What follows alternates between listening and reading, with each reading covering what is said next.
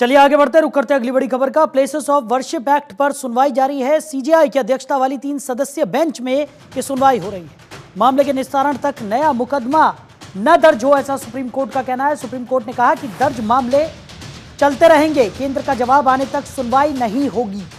तो केंद्र सरकार हलफनामा दाखिल करे, यह आदेश सुप्रीम कोर्ट की तरफ से दिया गया है। सरकार याचिकाकर्ताओं को जवाब की कॉपी दे, अगली तारीख तक कोई और मुकदमा न दर्ज हो।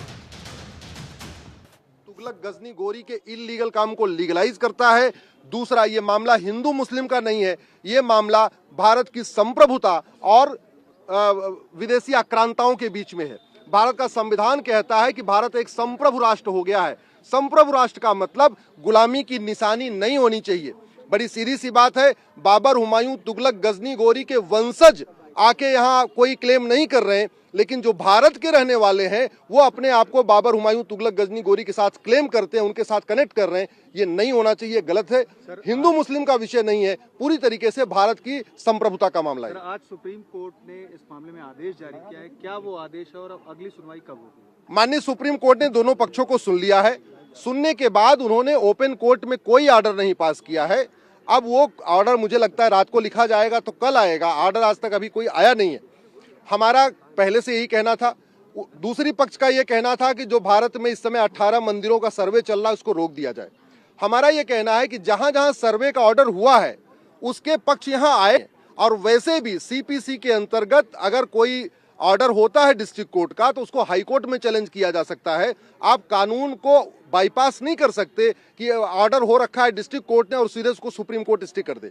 चाहे भद्रकाली हो, चाहे अटाला हो, चाहे वो हरिहर मंदिर हो, चाहे काशी हो, चाहे मथुरा हो, चाहे भोजशाला हो, वहां के जो पक्षकार हैं वो सुप्रीम कोर्ट पहुंचे ही नहीं है और उनको सुप्रीम कोर्ट पहुंचना भी नहीं चाहिए। उनको वास्तव में जो वहां से डिस्ट्रिक्ट कोर्ट के फैसले से दुखी है उनको हाई कोर्ट जाना चाहिए। तो मामला ये हाई कोर्ट का था, यहाँ सीधे सीधे सुप्रीम कोर्ट को स्टे नहीं करना चाहिए। ये बात हमने सुप्रीम कोर्ट से कहा है। सुप्रीम कोर्ट ने ये भी कहा है कि नया केस कोर्ट रजिस्टर नहीं करेगी, भले वो फाइलिंग उस मामले में हो जाए, और साथ ही कोर्ट ने किसी भी तरह के आदेश पारित करने पर रोक लगा दी। अभी तक रोक नहीं लगाई है। माननीय सुप्रीम कोर्ट ने ओरल ऑब्जर्वेशन दिया, हमने उसका विरोध किया है। हमने माननीय सुप्रीम कोर्ट से यही कहा है कि बिना आप मेरिट को देखे हुए सीधे एक जनरल स्टे कर देना ठीक नहीं है।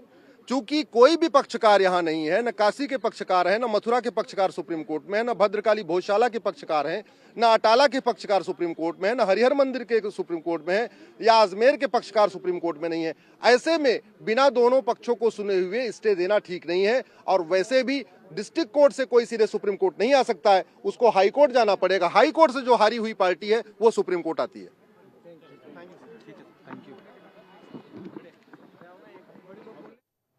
तो सीजेआई की अध्यक्षता वाली 3 सदस्यीय बेंच में इस मामले पर सुनवाई हो रही है। मामले के निस्तारण तक नया मुकदमा दर्ज ना हो, ऐसा सुप्रीम कोर्ट का कहना है। सुप्रीम कोर्ट ने कहा कि दर्ज मामले चलते रहेंगे, तो केंद्र का जवाब आने तक सुनवाई नहीं होगी, ऐसा सुप्रीम कोर्ट का कहना है।